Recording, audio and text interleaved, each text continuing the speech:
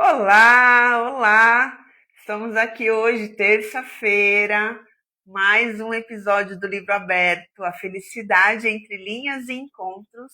E eu sou Marcela da Cruz e estou aqui no Instituto Happiness Coach junto com a Ana Sabion, minha psicóloga de plantão maravilhosa, diretora técnica aqui do Instituto, para a gente dar continuidade nesse projeto lindo que é a gente partilhar um pouquinho, experienciar um pouquinho a leitura desse livro tão importante que é A Coragem de Ser Imperfeito.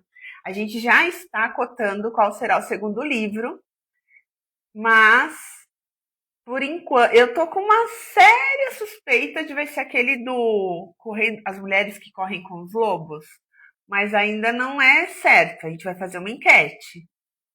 Mas enquanto isso, a Ana tá chegando, que ela é super pontual, essa minha parceira é espetacular. Deixa ela chegar aqui.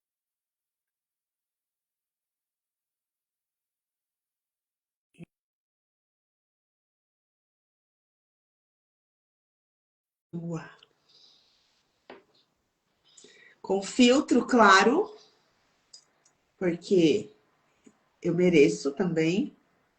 Bom dia! Bom dia! Deixa eu me Gente, arrumar aqui. eu tô com uma sensação esses dias de todo dia é sexta-feira. Chegou o final de ano, né? Tô animada todos os dias. Tá chegando seu aniversário, né? Sim!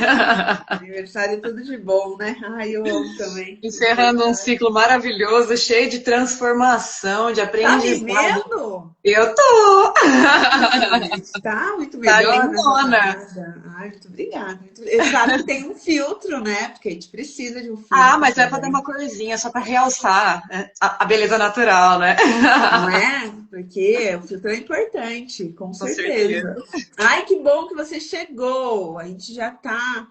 Vamos mandando um aviãozinho aqui. A gente Vamos está mandar a muito vida. feliz com esse momento. E eu já estou pensando no próximo livro, você acredita? Eu Ansiosa. vi!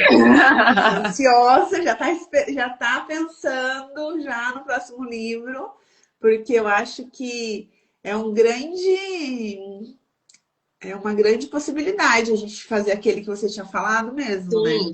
Cadê? Tá aqui, inclusive, ó. Meus É, livrinhos de cabeceira, né?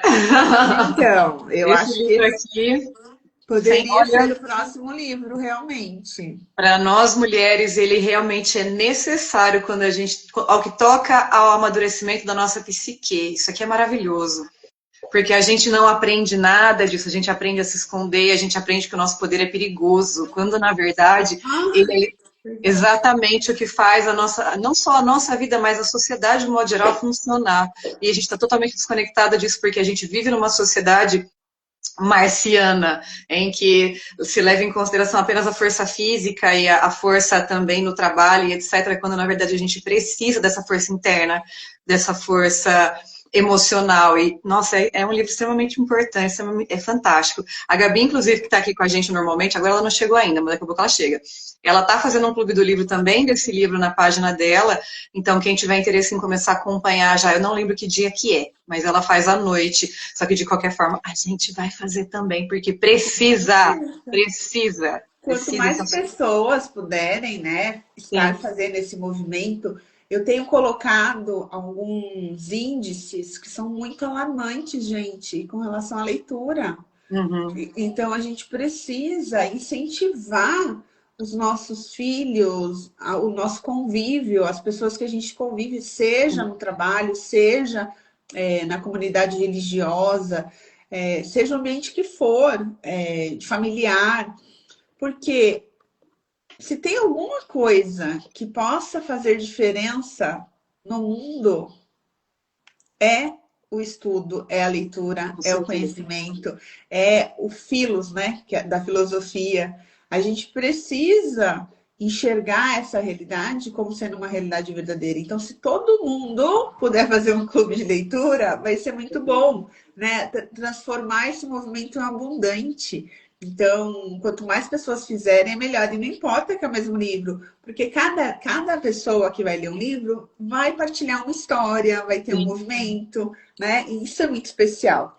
Então, bora a gente começar.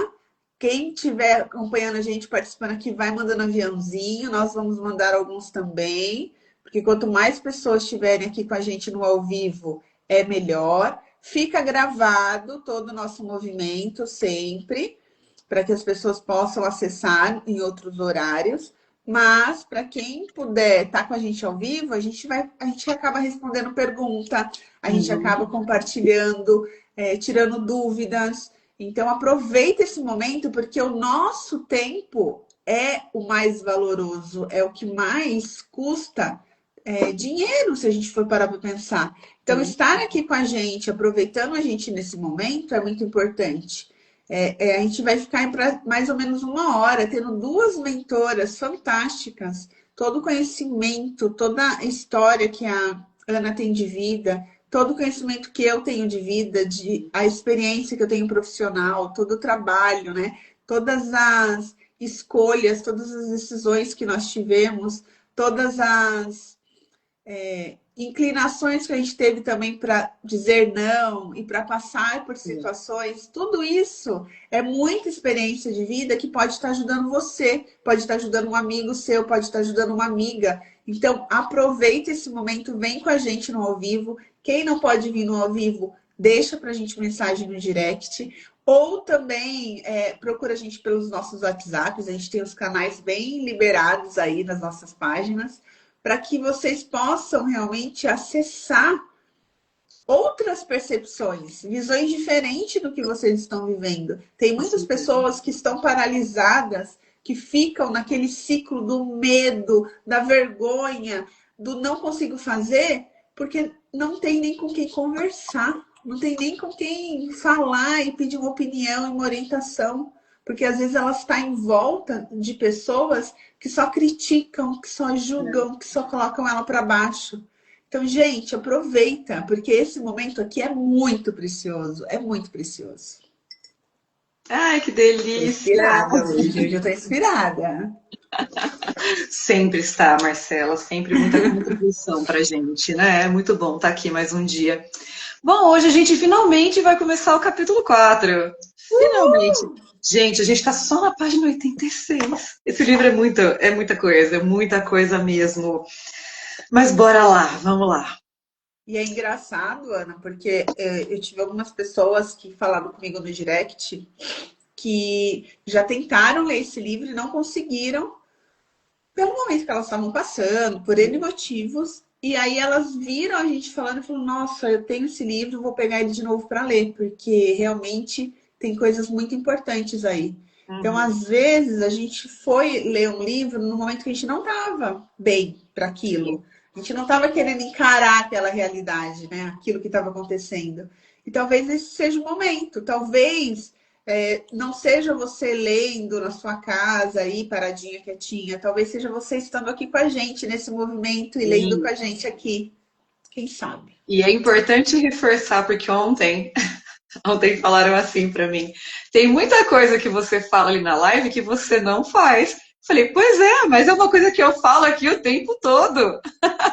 Porque não é porque a gente tem o conhecimento ou que a gente tem acesso a ele que quer dizer que a gente realmente consiga colocar aquilo em prática.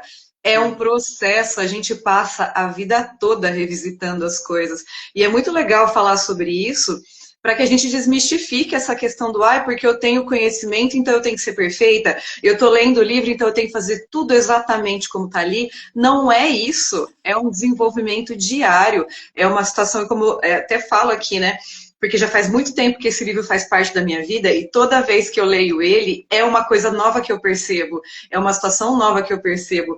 E então, não se iludam achando que quando você começar a aprender sobre essas coisas ou ler sobre isso, isso vai simplesmente ser implantado dentro de você e você passa a ter essa obrigação, porque isso é impossível, isso é desumano. E isso é não viver a própria vulnerabilidade, porque para viver a vulnerabilidade, a primeira coisa que a gente faz é reconhecer o momento que a gente está. E muitas vezes a gente não está realmente no momento minimamente capaz de chegar perto daquilo, e está tudo bem. Porque é um processo, e é um processo para o resto da vida. E isso aqui é muito legal, porque sei lá, um ano atrás não seria a pessoa que estaria assumindo isso aqui ao vivo, não. Fala, meu Deus, isso vai Olha, ficar gravado no meu feed, eu vou lá e falar que eu faço tudo errado? É, olha.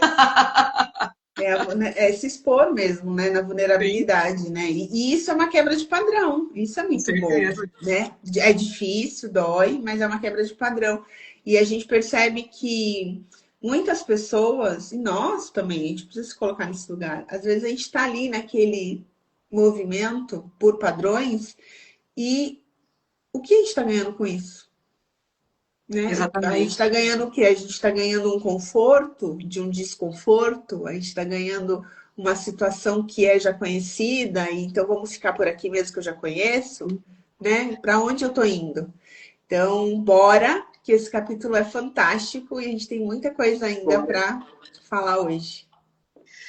Vamos lá. Capítulo 4. Arsenal contra a vulnerabilidade. Ah, e hoje a gente vai pegar ferramentas aqui, olha que maravilha, né?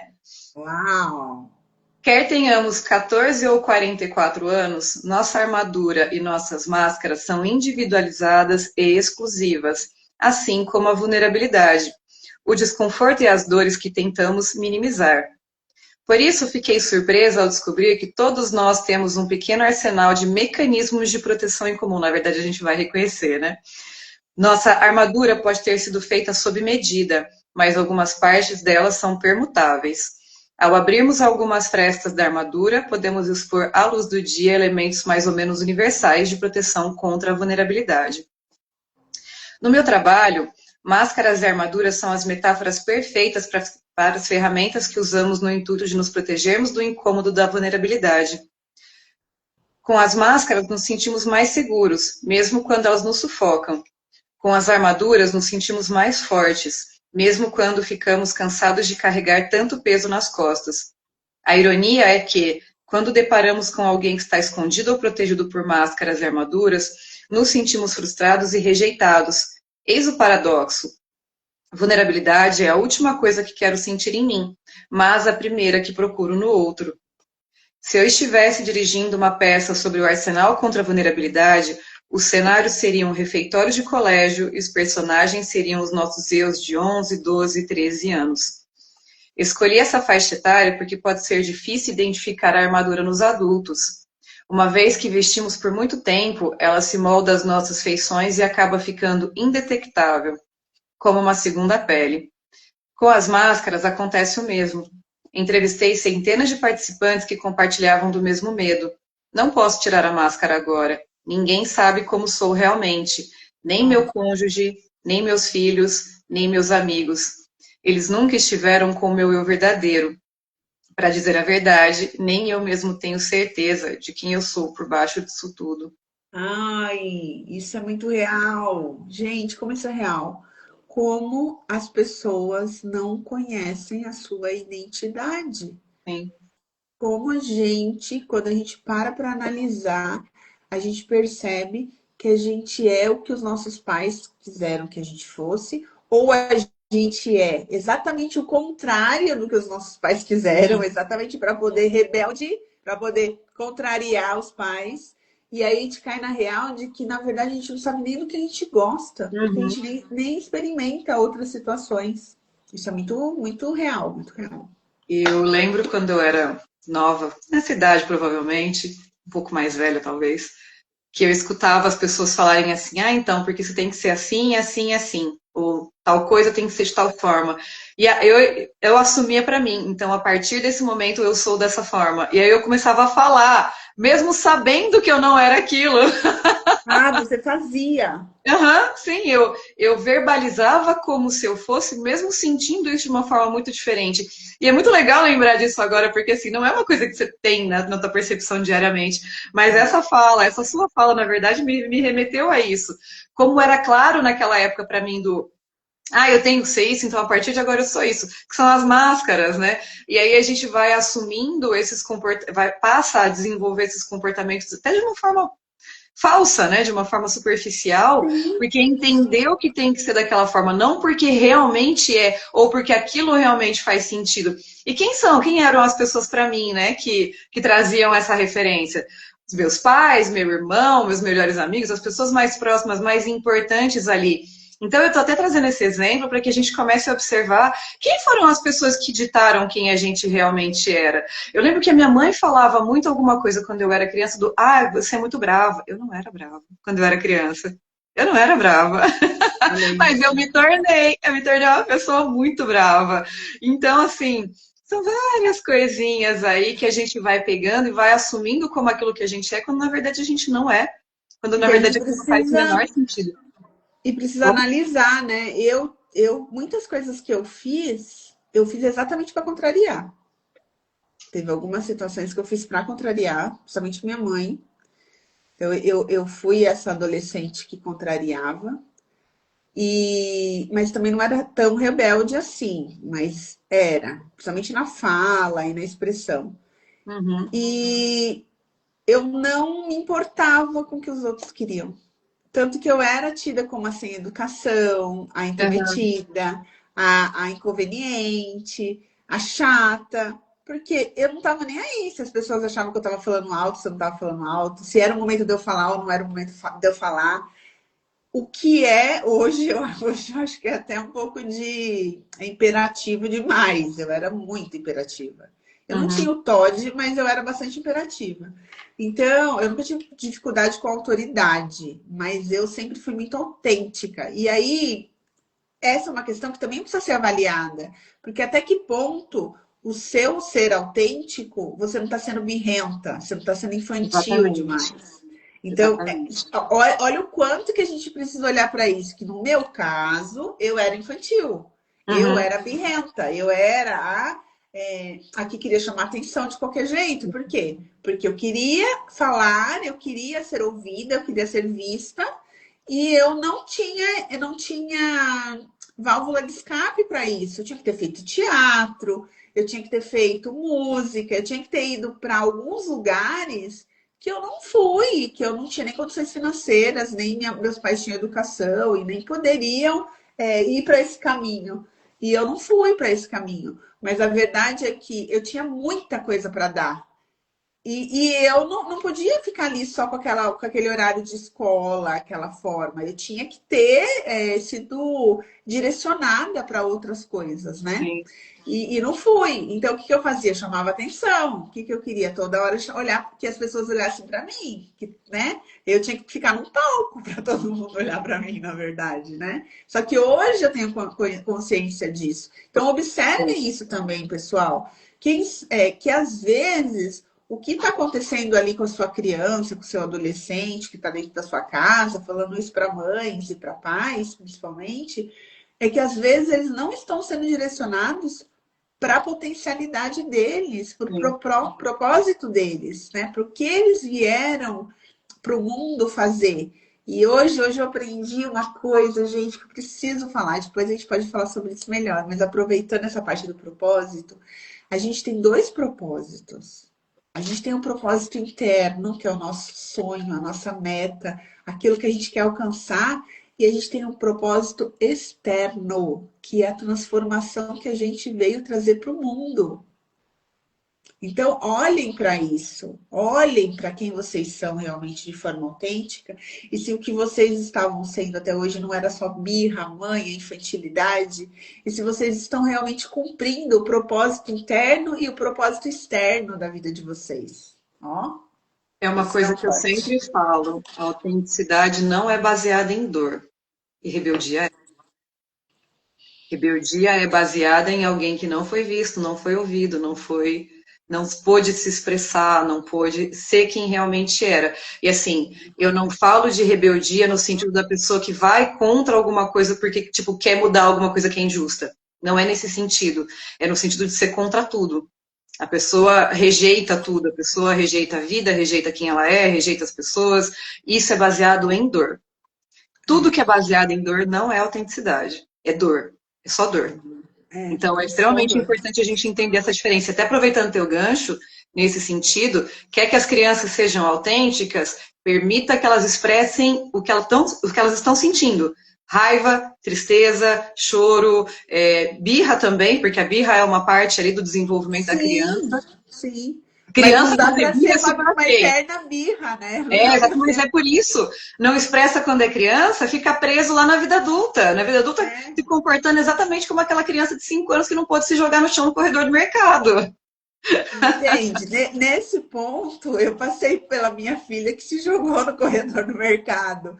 Então, assim, hoje ela foi uma adolescente excepcional, ela é uma adulta Sim, excepcional, sim, mas ela passou por movimentos de birra, ela passou por claro. movimentos de expressão, né, nos momentos dela.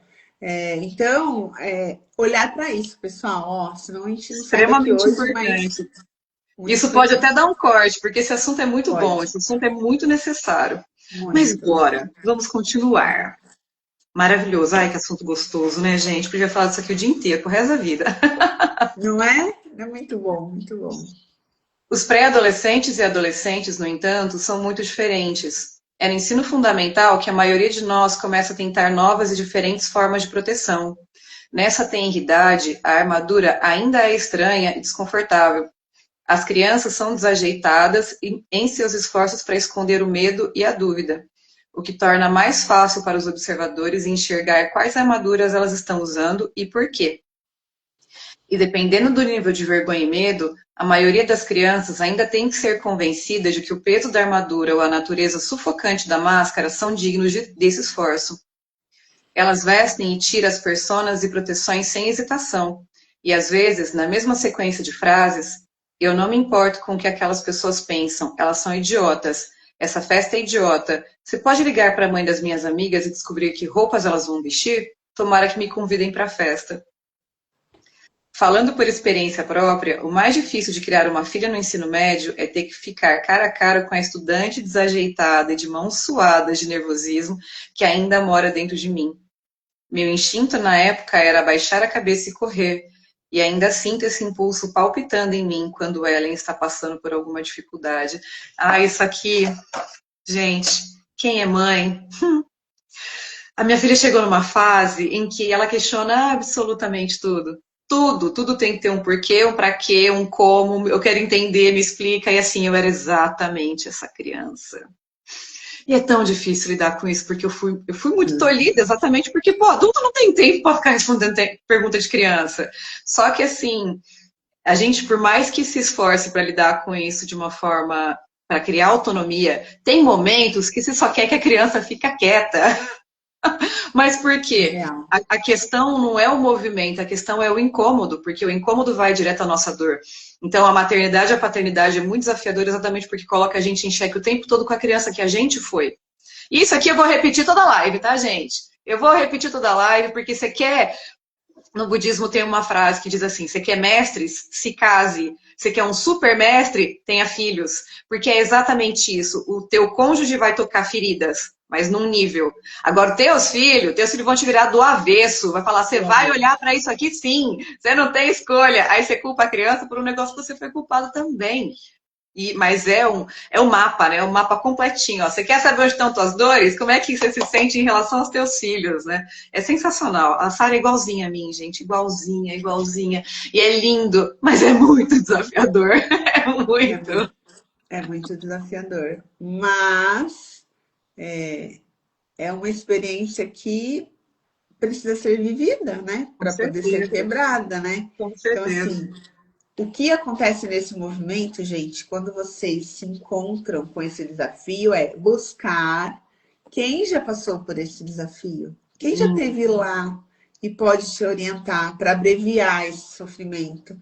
Então, assim, não tem como a gente vencer tudo isso sozinho. Tem algumas pessoas que têm orientação de familiares, têm orientações boas de um mais velho, que pode estar ali auxiliando, olhando de fora e falando: olha, vai por esse caminho que é melhor. E aí, se você estiver disponível para isso, você testa e vai. Mas tem pessoas que não têm essa orientação de mais velhos, tem pessoas que tá ali no núcleo familiar todo perturbado, desconectado, fragmentado. Tem pessoas que não têm realmente porque morreu todo mundo, porque uhum, não teve irmãos, porque é sozinho no mundo. E aí? E aí vocês vão continuar tentando sozinho? Não, não, não. Nós estamos aqui exatamente para mudar essa realidade junto com exatamente. vocês. Então, se vocês estão passando por dificuldades, se vocês estão passando por problemas e falam assim, meu, eu não sei como fazer isso, ou melhor, eu tô fazendo, mas eu não tô colhendo um resultado bom, não tá sendo Uhum. positivo, eu só tô sofrendo. Você precisa de ajuda? E Com aí é onde a certeza. gente entra. E Nós é estamos aqui, Desculpa. o Instituto está aqui, o Agentes da Felicidade que está chegando, mais um workshop lindo, Agentes da Felicidade, para você Gente, aprender várias questões. Hã? já é na quinta-feira. Já é na quinta-feira a live. Então, assim, para as pessoas virem conhecer esse movimento do Agentes da Felicidade, onde você vai aprender a se comunicar melhor, onde você vai aprender que os seus hormônios fazem parte do seu dia a dia e que isso faz muita diferença na sua vida. E um monte de outras coisinhas mais que a gente vai falando depois. E tem um monte de novidade gostosa para esse segundo Agente da Felicidade. Ai, gente. Ó, chama a gente lá no direct para a gente mandar o link do grupo no WhatsApp para poder vocês terem acesso exclusivo em primeira mão desses recursos que a gente está colocando aqui. E dia 27, às 7 horas da noite, a gente vai fazer uma live explicando tudo para vocês, como é que vai ser, como é que vai funcionar, como é gostoso estar do lado de cá, como vale a pena estar do lado de cá.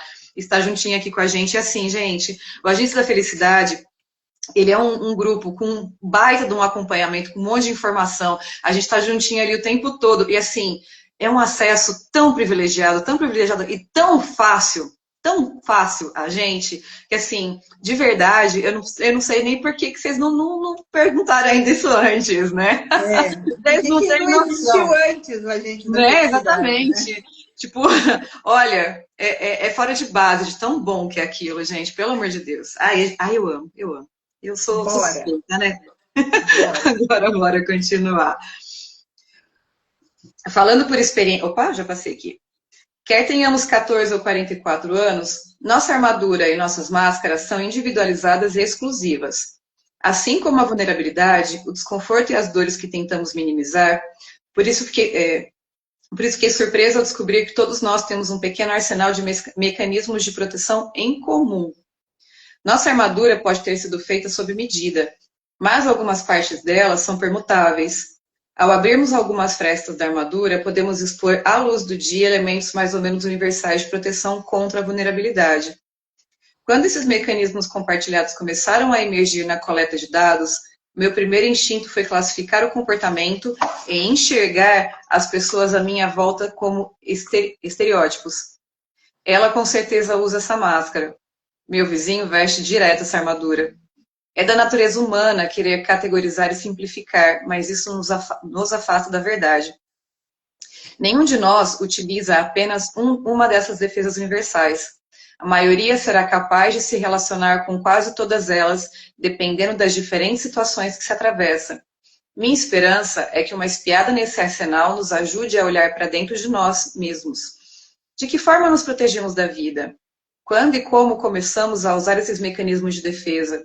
O que nos faria abrir mão da armadura? Ser o bastante. A parte que me pareceu mais contundente na minha pesquisa foi descobrir as táticas que irei descrever a seguir. Elas permitem que as pessoas tirem suas máscaras e armaduras. Presumi ter encontrado estratégias exclusivas para cada mecanismo de proteção, mas estava enganada. No primeiro capítulo, falei sobre ser o bastante, como antídoto para a escassez, e exemplifiquei as características da escassez, como a vergonha, a comparação e a desmotivação.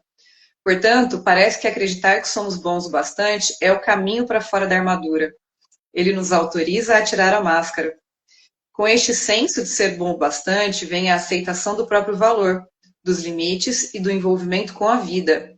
Isso está no âmago de todas as estratégias adotadas pelos participantes da pesquisa para se libertarem de suas armaduras. Eu sou o bastante. Dignidade versus vergonha. Já chega limites versus vontade de vencer sempre e comparação. Mostra-me assumir riscos e deixar que me vejam é o bastante. Envolvimento versus desmotivação. Todas as pessoas que entrevistei a esse respeito falaram de suas dificuldades em relação à vulnerabilidade. Ninguém é capaz de abraçar a transparência e a vulnerabilidade sem reservas, hesitação ou medo. Quando se trata de incertezas, risco e exposição emocional, o que mais escutei foram relatos de pessoas tentando vestir algum tipo de armadura antes de finalmente se entregar. Meu primeiro instinto é preencha a lacuna, mas isso nunca funciona, nunca funcionou. Por isso agora e isso mudou a minha vida. Passei anos até que um dia eu tentei, e isso fez meu casamento ficar mais fortalecido. Recentemente fiz uma palestra sobre vulnerabilidade para 350 pessoas, entre as quais oficiais da SWAT, policiais que acompanham presos em liberdade condicional e carcereiros. Um oficial da SWAT se aproximou de mim depois da palestra e disse: o único motivo de termos escutado é que você é tão ruim em se abrir e se mostrar quanto nós. Se não tivesse a mesma dificuldade para lidar com a vulnerabilidade, nós não confiaríamos em nada do que disse. Olha, gente, por que, que a autenticidade é libertadora? Por isso que a autenticidade é o que realmente toca as pessoas. Porque quando a gente está usando máscara, as pessoas percebem que a gente é superficial. Elas reconhecem que a gente está fazendo uma coisa que não cola, né? É perfeitinho demais. É perfeitinho demais. Eu não só acreditei nele, como concordei inteiramente. Confio nas estratégias que descrevo aqui por duas razões. A primeira é que os participantes da pesquisa que as compartilharam comigo combatem os mesmos gremlins e as mesmas inseguranças e dúvidas que todos nós enfrentamos. A segunda razão é que eu pratiquei essas táticas em minha vida e sei que elas não são apenas agentes de mudança, elas são boias salva-vidas. As três formas de escudo que vou mostrar são o que chamo de arsenal universal contra a vulnerabilidade, porque descobri que todos nós as incorporamos de algum modo em nossa armadura exclusiva e pessoal. Elas incluem a alegria como mal presságio, isso aqui eu amo. Aquele temor repentino e paradoxal que reprime qualquer felicidade momentânea, o perfeccionismo, ou acreditar que fazer qualquer coisa com perfeição significa que você nunca passará vergonha, nunca será rejeitado, nunca será excluído nada, né? E o entorpecimento, a adoção de qualquer recurso que anestesia a dor do desconforto da solidão. Cada escudo é acompanhado por estratégias para se viver com ousadia. Todas elas nos ensinam a ser o bastante e têm eficácia comprovada no desarmamento. Gente, quem que não usa esses recursos? A alegria como mau presságio, o perfeccionismo e o entorpecimento. O entorpecimento está aqui, ó, na nossa frente nesse momento. Quem que não vai lá 5 minutinhos no Instagram quando está se sentindo mal? Para se sentir pior ainda, né? Esse que é o Nossa, pior, para se sentir pior ainda. Ou usam outros recursos como drogas, álcool, sexo, pornografia, ou qualquer tipo de dopamina rápida, né? Chocolate, comida, né? Que seja, ou ir fofocar, falar mal dos outros, que é uma forma de entorpecimento também, porque tira o foco da gente e coloca nos outros. Eu fazia muito isso. Meu Deus do céu. Eu tô me sentindo mal com a minha vida. E ela perguntar pra alguma amiga que eu sei que tá com a vida ruim como é que ela tá, pra eu poder me extrair com o problema dela, né? Que aí tira totalmente o foco do meu problema e coloca o foco no problema da outra pessoa. Do tipo, gente, isso é tão inconsciente, né? A gente. vem aquela coisa, nossa, deixa eu lá ajudar ela, né? O problema dela, agora esquece o meu, né? Então, E mas essa. você sabe que eu fiz isso muito tempo na vida, mas eu não tinha esse olhar que, tipo, eu estava me ocupando para não olhar para mim. Eu não Uhum. tinha esse olhar. Eu fui aprender isso agora, tipo, depois de 30 anos de idade. E antes eu fazia muito isso, e até hoje eu ainda faço, ainda quando eu ainda é uma vulnerabilidade que eu tenho que me pegar muito, porque eu sou Isso é uma narcisista de máscara. carteirinha. Hã? Essa não é uma vulnerabilidade, é uma máscara. Então eu tenho essa É máscara, uma máscara. né, de narcisista, bastante, inclusive, para ficar tendo esse ímpeto de salvadora do mundo e esquecendo de salvar as minhas próprias questões, principalmente de merecimento, de receber, de alto amor. Hoje eu fiz uma meditação numa live com um dos meus mentores, e essa meditação foi feito um trabalho ali de diagnóstico e alinhamento energético. Uhum. E, gente, sobre auto-amor, tudo que ele falou dava match comigo. Eu falei, gente, eu não acredito que eu trabalho tanto essa questão de essência, de auto-amor, e eu ainda tô com esses bloqueios. Eu fiquei em choque, porque eu falei, gente, sou eu, ele tá falando, é isso. Eu falava assim, é isso, realmente, olha lá, tá acontecendo isso. Então, gente, a gente precisa realmente olhar para tudo isso, para essas questões de vulnerabilidade e máscaras, né? As máscaras, para a gente poder se adequar e trabalhar o que precisa ser trabalhado. Porque senão a gente tem um movimento que a gente faz parte, né, de um outro grupo também, a gente faz parte de um monte de grupo, né? Eu e a Ana, a gente tá em todas, né? E assim, esse outro grupo fala também sobre essa questão da gente pensar no grupo. Então, quando a gente está com algum problema, a gente leva para o grupo para todo mundo dar Uhum. opinião ali.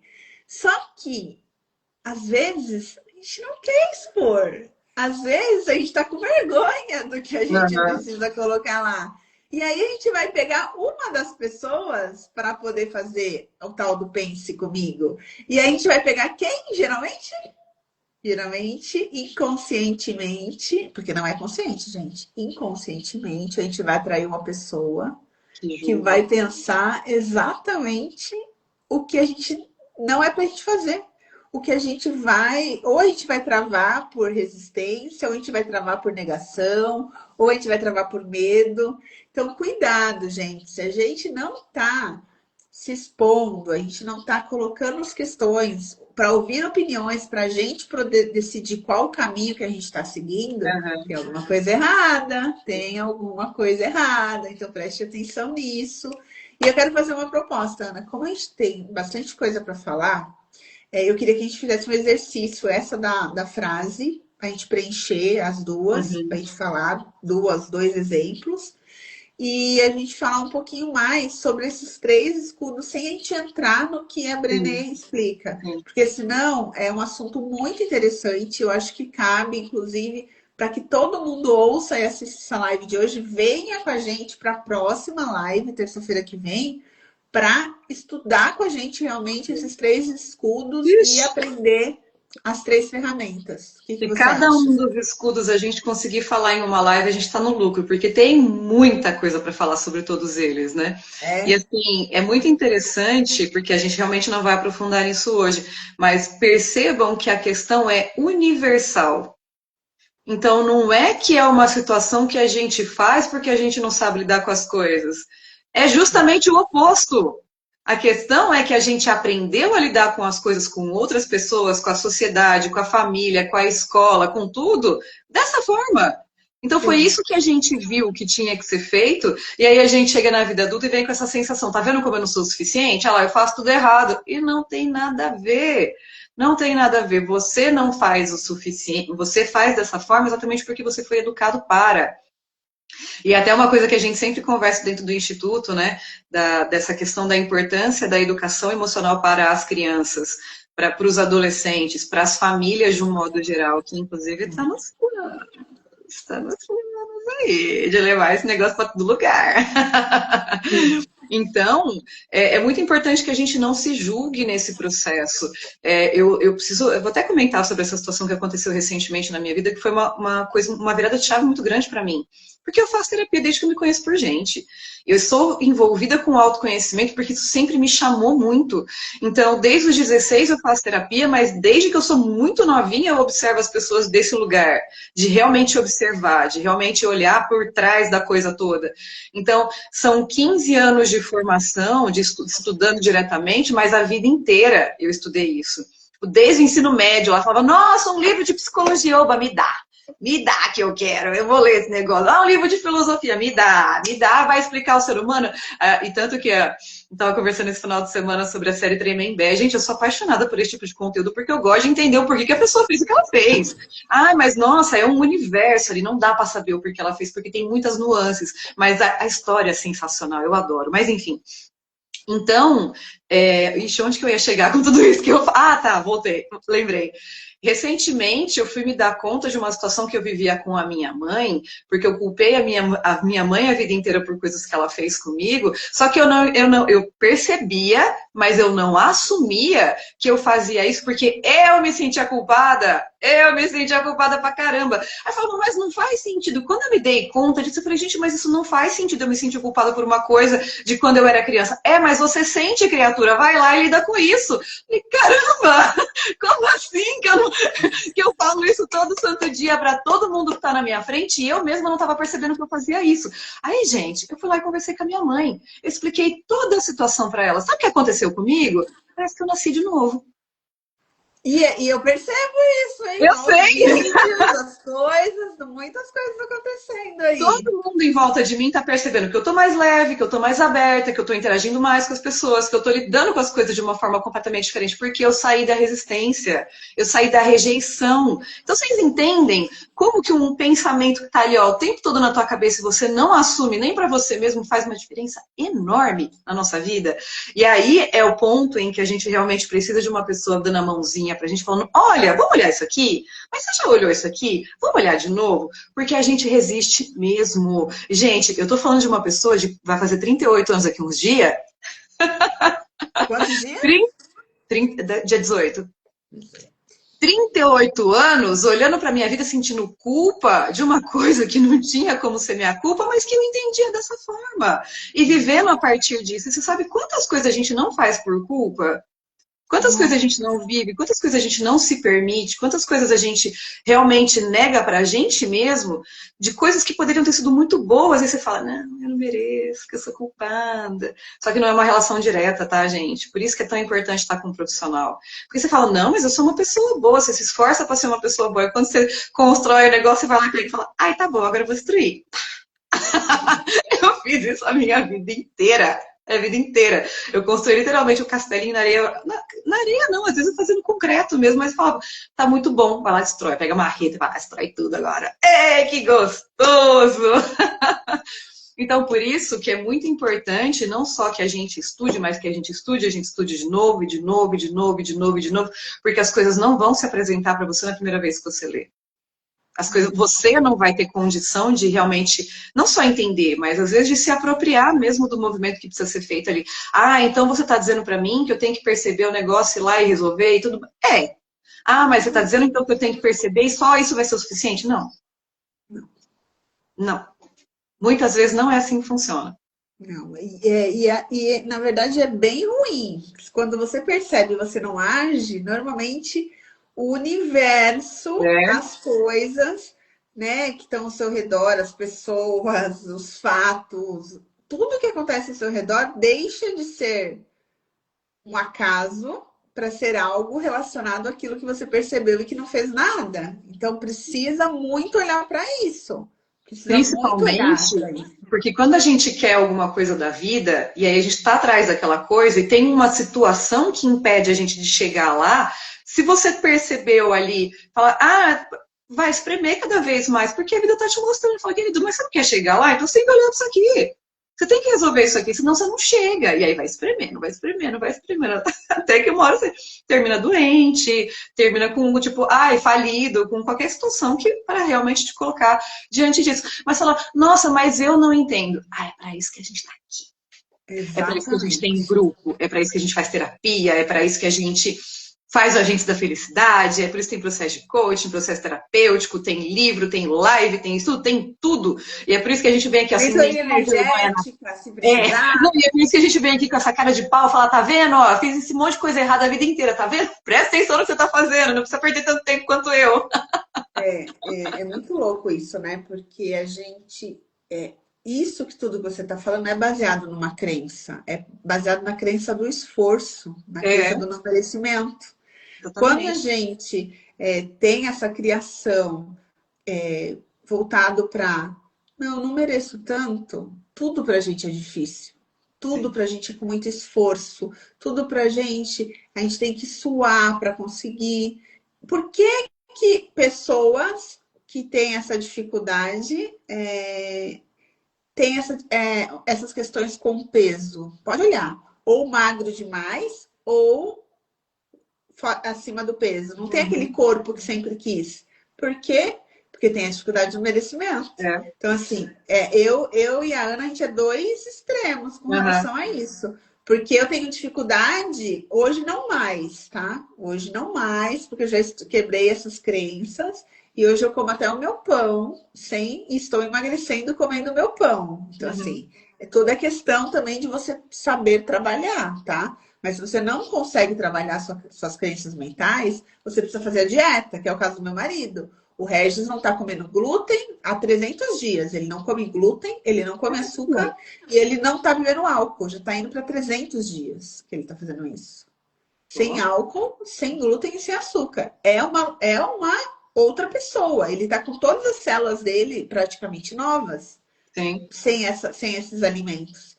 E ele está formatando um corpo novo, uma mente nova, uma disponibilidade nova, né? De saúde mesmo, de vida. E a gente percebe isso, como tá diferente. E eu não tô assim, com essa pegada desse, mas reduzi muito, muito perto do que eu estava fazendo. Reduzi tudo, assim, praticamente. E essas questões são questões mentais. Então, assim, eu estava num processo alimentar onde eu não comia e eu estava engordando. Por quê? Porque o meu corpo estava em choque. Então, tudo que eu comia, ele armazenava, ele não queimava. Por quê? Porque eu estava desconectado do meu corpo. Entende? E outras questões também, que dá pra gente... Só isso já cabe umas 5 lives. E a Ana, ao contrário, daí ela pode falar da vida dela, ela tem dificuldade de manter o peso, né, Ana? Não, eu emagreço muito rápido. Tem metabolismo muito acelerado. Então ela Mas tem que eu fui observar bulímica. Eu tinha uma imagem distorcida do meu corpo. Então, assim, eu cheguei a pesar 45 quilos. Eu tenho 1,62 m. E, assim, era aquela coisa do, nossa, eu preciso emagrecer mais, né? Eu percebia muito claramente uma relação de ódio mesmo com o corpo, com a imagem, com aquilo. Aquilo precisava ser destruído de alguma forma. E hoje em dia, eu não tô com problema de peso, assim, do tipo... Tô com 55, 56 na média ali. Só que se eu vacilar na minha alimentação, eu perco peso muito rápido, só que eu também treino muito, né? E eu gosto muito de treinar. Só que isso também era uma coisa que eu sempre fiz a vida inteira. Eu treinava muito, tomava laxante, fazia todas as coisas justamente para manter o padrão. Hoje em dia eu não faço nada disso. Eu me alimento muito bem, por sinal, né? Mas eu preciso mesmo. Só que assim, antigamente, se eu tivesse uma gordurinha fora do lugar, menina, mas eu ficava sem comer uma semana para poder emagrecer. Hoje em dia, super ok com a minha aparência, super ok com todas essas coisas, né? Mas o que eu gostaria de passar para o pessoal é o quanto isso tem a ver com esforço para gente. Por que não pode ser leve? Não, né? Por que não pode ser leve para você? Hoje você já está trabalhando e está tendo essa leveza, né? Porque você vem nesse processo terapêutico de autoconhecimento, de autodesenvolvimento, para encontrar o que você está hoje. Mas você já esteve lá, você sabe o que é. Sim. Que é igual eu já tive com 150 quilos. Eu sei o que é você não poder ter cadeira para você sentar no trabalho. Você tem dificuldade, você ir trabalhar, você ir para um lugar trabalhar, que era um lugar público onde eu trabalhava quando eu fazia gestão lá na Fundação Casa, e não tinha cadeira que me cabia, gente. Eu tinha dificuldade de entrar no local. Então, assim, porque você não tinha vergonha? Por que você chegou nesse peso? E alguém chega nesse peso porque quer, gente? Totalmente. Pelo amor de Deus. Mas é por isso que eu trouxe essas questões emocionais, inclusive dos extremos, né? Porque o extremo, ele é a mesma coisa, só que em polos diferentes. Então, da mesma forma que existem esses mecanismos que mantêm a pessoa nesse processo de não gostar de si, de se prejudicar, de se sabotar e etc., de um lado também tem do outro. Então, todas as questões de compulsão, e é interessante isso, porque eu também era compulsiva. Então, eu tinha picos assim que eu comia tudo que eu via na minha frente, aí depois eu passava uma semana sem comer nada. Como? Que é isso, né, gente? Que é isso, pelo amor de Deus? Mas, enfim, são essas questões emocionais que mantêm a gente presa nesses ciclos. E aí, onde não tem nenhuma estabilidade, onde não tem estabilidade, não tem saúde, né, gente? Não tem, onde não tem equilíbrio, não tem saúde, né? Então, isso é muito complexo. Só que são questões emocionais que mantêm a gente presa nesses ciclos, e principalmente essa forma como a gente se enxerga, como a gente se sente que a gente merece, que se a gente sente culpa, todas essas coisas, elas vão agravando esses processos, né? E aí fala, nossa, Ana, mas lidar com a culpa é fácil? Cara, lidar com honestidade com as coisas é fácil. É o que torna as coisas fáceis. Porque lidar com a culpa em si não é fácil. Não. Só que quantas coisas você está carregando aí que não faz o menor sentido? Que você está entendendo de uma forma que está mantendo você no lugar de se punir, não no lugar de se libertar. E se libertar, gente, É tão bom, né? Se vocês têm acompanhado aí, me acompanhado nessas 3 últimas semanas, vocês perceberam também. É muito bom. Que até o meu Instagram está mais movimentado, né? Libertar é vida. Então, assim, se existe algo que está te atrapalhando hoje, algum medo, alguma culpa, uma indisposição, uma insegurança, uma procrastinação, né? Muita gente hoje fala da procrastinação como sendo um dos grandes males, né, do momento, e é mesmo. Mas por que será que está acontecendo isso? Da onde que vem isso? Porque não adianta só você falar assim, eu vou agendar todas as minhas atividades, vou fazer cumprir a agenda. Claro, isso é importante, tá, gente? Principalmente se você está passando por um momento de indisposição, de insegurança, de medo, de procrastinação. Então, é claro que a agenda é importante. Mas se você achar que é só agenda, você vai cumprir a agenda 20 dias, 21 dias, vai falar, nossa, já instalei o poder do hábito. E não instalou. Sim. Porque também isso também é subjetivo e pessoal. Então, assim, existem estudos falando sobre o poder do hábito, que não é 21 dias para algumas pessoas. Tem pessoas que fizeram 230 e poucos dias o movimento e não instalaram o poder do hábito. Então, calma. A gente precisa ser olhado de forma individual. A gente precisa entender que somos, como diria a Beth Russo, deusinhos e deusinhas, e que cada um de nós somos únicos e especiais. Então, a gente precisa olhar para a nossa subjetividade, né? É claro que existem dores que são universais, existem movimentos que são universais, todo mundo tem, mas a gente precisa olhar para o nosso tempo, cada situação, e fazer o que precisa ser feito. Por isso que ter do lado um mentor, uma mentora, faz toda a diferença, né, gente? A gente há de convir. Desculpa. Não, pode falar. Por isso que a gente reforça o convite para vocês estarem com a gente no dia 27. Vem conhecer o lado de cá, vem ver como que é estar dentro do Agentes da Felicidade, porque é um programa, são 21 dias, mas ali você vai aprender tanta coisa, a gente vai reforçar tanta coisa ali junto com vocês, que aí depois também quem quiser continuar é super bem-vindo, mas assim, é o pontapézinho ali, ó, para você colocar o pé e ver que é gostoso, ver como que é gostoso. E ó, 27, hein? 27, 7 horas da noite. Vou colocar o link em algum lugar, mas vocês me chamam. Chama a gente, chama eu, chama a Marcela, chama o Instituto, chama quem vocês quiserem. Mas estejam com a gente, não percam essa oportunidade. Nossa, Ana, mas é final de ano. Exatamente, final de ano é sexta-feira do ano e nós estamos aqui super animadas para fazer esse movimento acontecer delicinha, para ser gostoso mesmo, para a gente viver esse movimento de final de ano, até porque tem muita gente que sofre muito em final de ano. Todo mundo fala, Por que a Ana me convenceu a gente fazer esse lançamento no final do ano, gente? Ela me convenceu falando assim, Marcela, imagina quanta gente vai poder ter um Natal e um Ano Novo melhor depois que fizer com a gente esse workshop. Exatamente. E é verdade, porque você imagina, se você estiver preparado para passar por aquele Natal e aquele Ano Novo que você sempre passa e que é uma caca. Olha isso. Na hora que ela falou isso, eu falei, tá bom, vai, você me convenceu. Bora a gente ajudar esse povo. Olha, eu falo que eu não sou boa vendedora, eu sou sim. Você é sim, super boa vendedora. Foi aí que você me convenceu.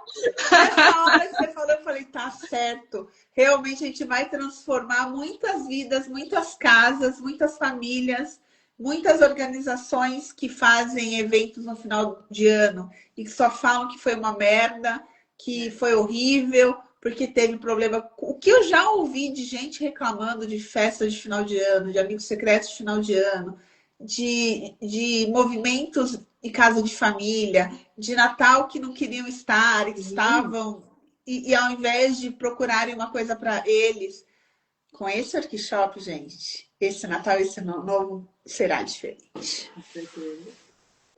Ai, que delícia! Bom, a gente precisa encerrar por aqui hoje, mas entrem lá no link. Quinta-feira a gente está junto novamente. De qualquer forma, a gente está aqui semana que vem, 10h07, mesmo horário, bonitinho, no mesmo dia, para a gente continuar esse movimento delicinha que a gente está fazendo aqui e continuar se abrindo aqui para a nossa própria vulnerabilidade, para a vida que a gente merece ter. É isso. Um beijo, todo mundo! Beijos! Muito obrigada pela presença e até semana que vem. Tchau, tchau! Tchau, tchau!